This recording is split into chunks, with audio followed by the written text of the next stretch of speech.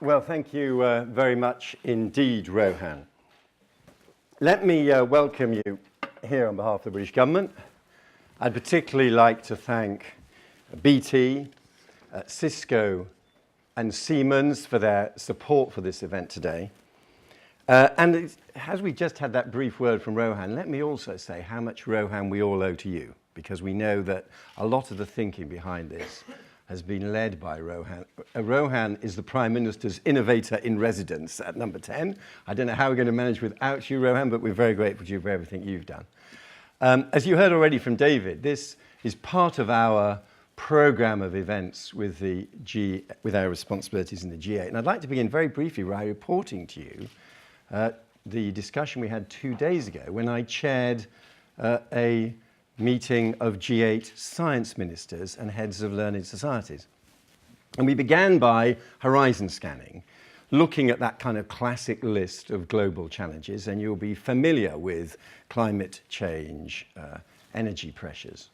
The thing that emerged from that discussion, which I'd like to report to you as start of our deliberations today, is what emerged was a recognition that there were new challenges in life sciences and medicine that should be up there as key global challenges. And two that we particularly identified was the threat of growing antibiotic resistance, with 150,000 people died in the world last year of TB that could not be treated by conventional antibiotics. And the world has had no major advances in new antibiotics since the 1980s. A classic challenge for innovation in drugs, innovation in other ways of tackling a very serious global challenge. And the second global challenge that we thought should be put onto the canonical list was neurodegenerative disease, particularly but not only Alzheimer's. If you connect that with the demographic changes, the aging populations in the West, very serious concern there. As one of our science ministers said, nobody has yet ever recovered from Alzheimer's. So 2 new challenges to put alongside the list, and with an interesting shared theme of the life sciences. We went on to discuss what we should do to try to raise our game in tackling them. And we spent a lot of time on what's also a theme today, the importance of ensuring that all the data and the research findings that are publicly financed are then available for as many people as possible. When the economic historians debate about why we had the Industrial Revolution here in Britain, why it started here, one of the most interesting and relevant accounts we now have is that Britain in the 18th century had a better network of learned societies and publications and newspapers and journals so that technical advances could be spread more widely and more effectively than any previous society or economy. That efficiency in the sharing of information is as important for innovation today as it was then, and it's why you'll be hearing later on from the Prime Minister clear pledges on yet more data sets of public information that we believe should be released and made available for innovators to turn to new uses.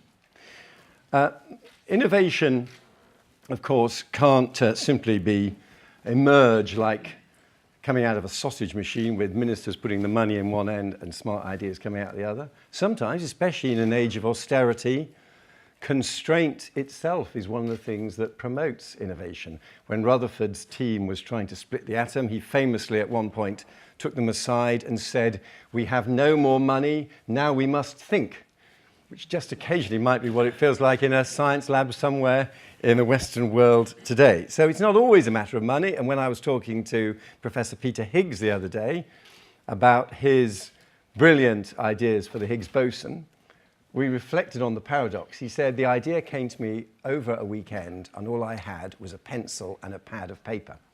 Of course, the world has spent over £50 million subsequently testing it at the Large Hadron Collider, but there are always combinations of free thinking and resource. And that's what we try to get right in our approach to science innovation here in Britain.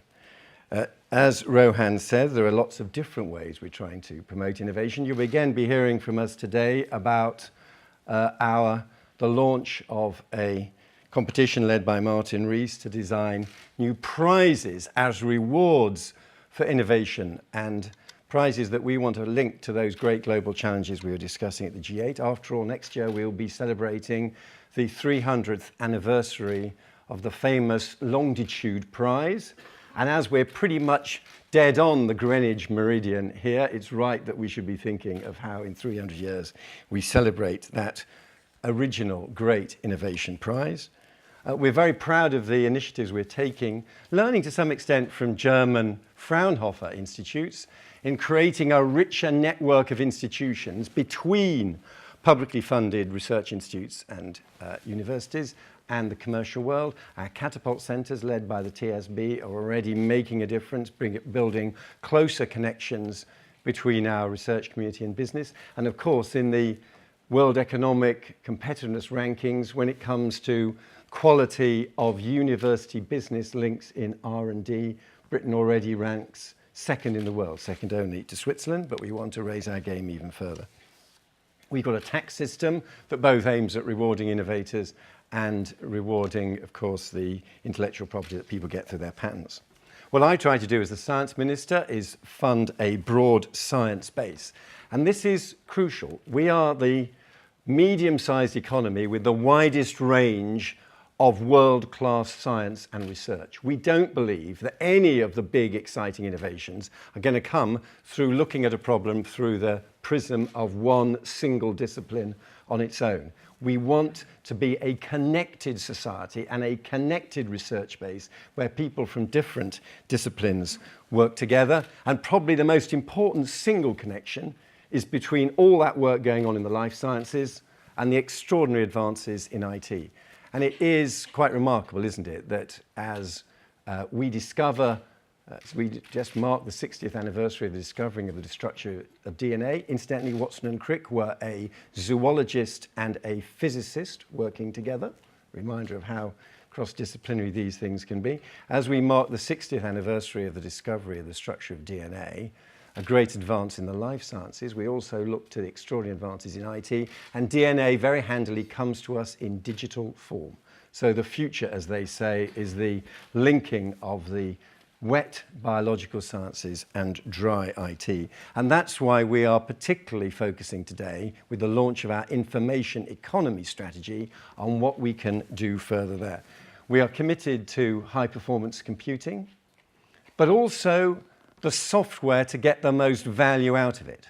Of course, you can have extraordinary advances in HPC, but what you really need is the smart, efficient software to get the maximum impact for any given computer capacity. And we're very proud that we still have world-class capabilities in writing good software, which incidentally makes us world leaders in energy-efficient computing, because you need fewer calculations to reach any given conclusion. We are going to run out of Jodrell Bank the Square Kilometre Array, which will be the world's largest radio astronomy program. The flow of data from the 3,000 dishes being constructed across the deserts of South Africa and Australia will exceed the current flow of data across the web when that is online. But we are investing in it now, confident that you are going to be writing and providing the IT solutions and the software, which will mean that when those massive data sets are coming through, we have the capability to analyze it. That's the type of challenge that we like to set British scientists and scientists around the world.